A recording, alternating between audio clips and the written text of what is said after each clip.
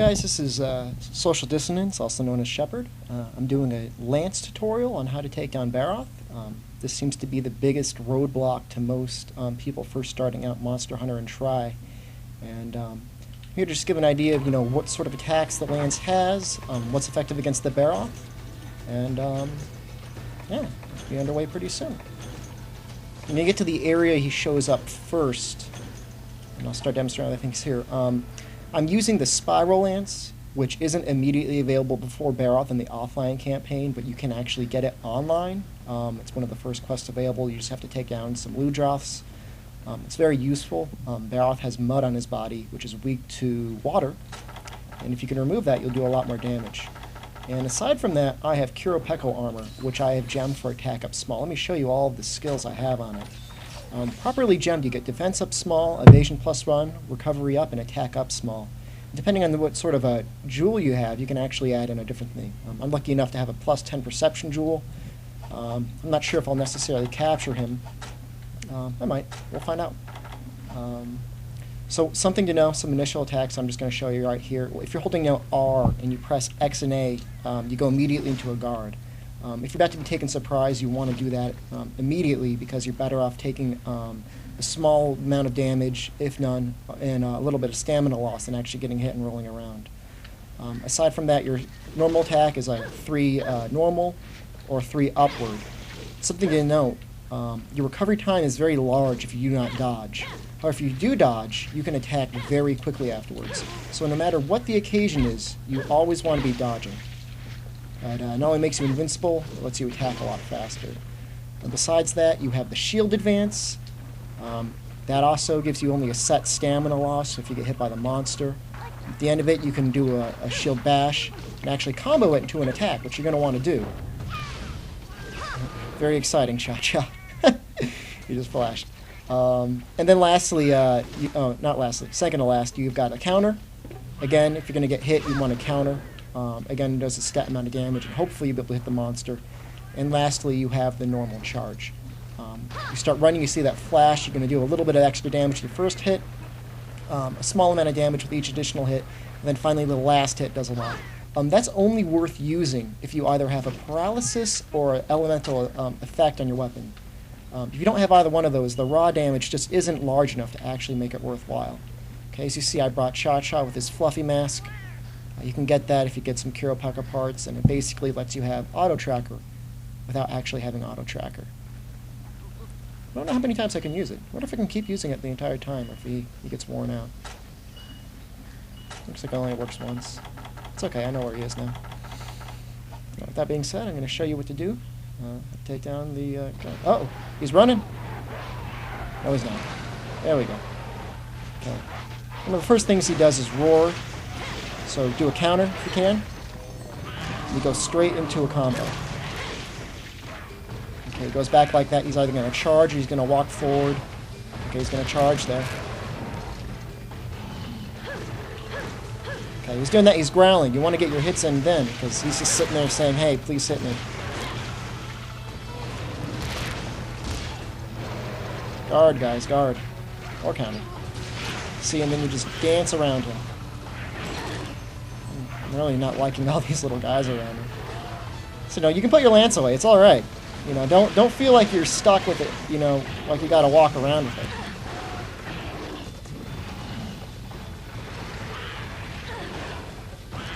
Okay. I use the shield advance to move forward if I think I can get close enough. And actually, if you're close enough, you want to just use the normal horizontal attack. That makes you move forward a lot farther than if you're doing the upswing. Usually you'll be able to get close enough, maybe you'll get some sticks in. I tried to counter that, didn't work.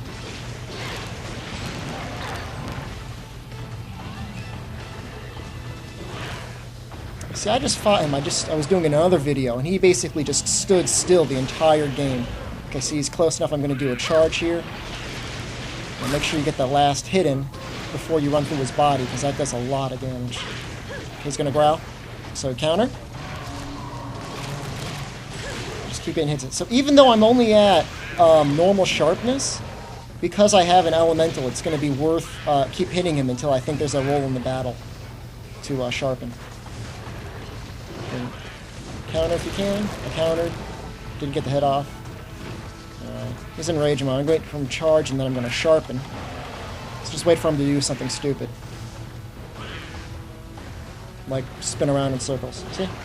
He's charging Cha-Cha. You're fine over in the corner. You'll be ready well in time.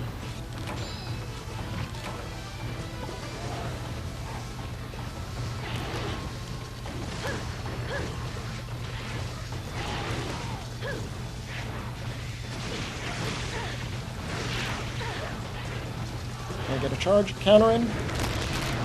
See, sometimes, he's large enough you can actually hit him with that. I don't know. I'm trying to figure out the range on it. I think it's better off just charging through it and then hitting him.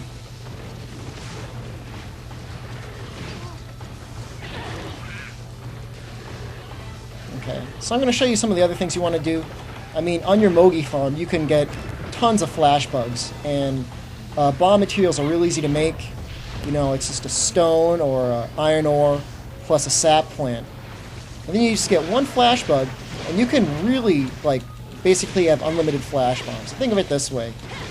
If he could make flash bombs and use them against you, he probably would. So if you're underneath him when he's doing the shake attack, he's not going to get you. And you're pretty much at your leisure to combo him as much as you want. Okay, I think he's going to run back with 3. Maybe I'll take this opportunity to sharpen. I don't know what Cha-Cha's doing. I just gave him a new dance. It's kind of fun. So beyond that, I'm going to show you, I have no idea what just happened there. It's destroying anthills. Oh, he's eating! Oh yeah, that's what he does. That's how you get him to do it.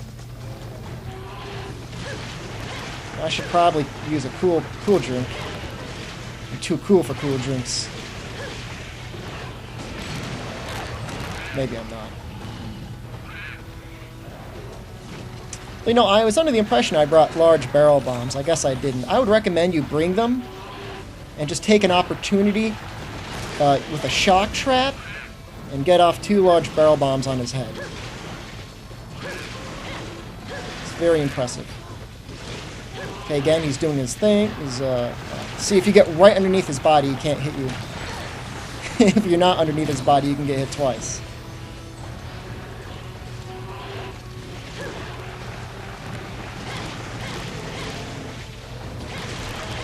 Okay, so what we're waiting for now is for him to get exhausted. I want to show you guys an interesting mechanic. Oh yeah, make sure to block his scream. If you can't counter it, at the very least, you won't get stunned.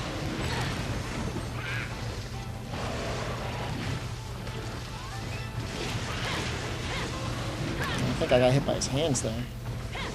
Oh, another interesting thing about the Qurupeco armor. You notice the recovery S up. With that, first aid meds are almost as useful as mega potions. Dive if you need to.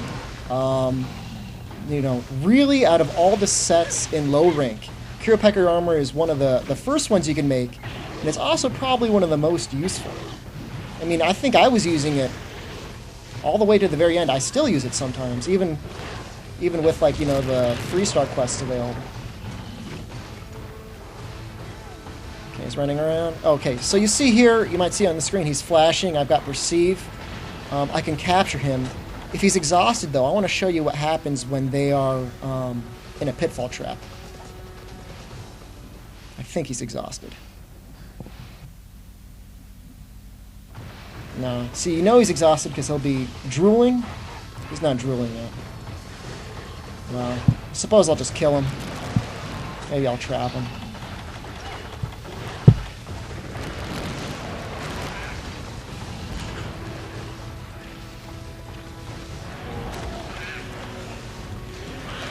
In any case, this is all armor and weapons you can have that you can get well before you actually need to fight Barroth. Again, something I forgot to bring, and I really should bring is a set of barrel bombs. I had an extra shock trap just in case I needed it. You just lay it down, lay the barrel bombs at his head, and blow it up. If you're really lucky, you might even be able to break off his scalp, which is possible. In any case, trick to keep in mind is just keep dodging around him. Block when you need to and get in as many hits as you can when he's breathing and growling.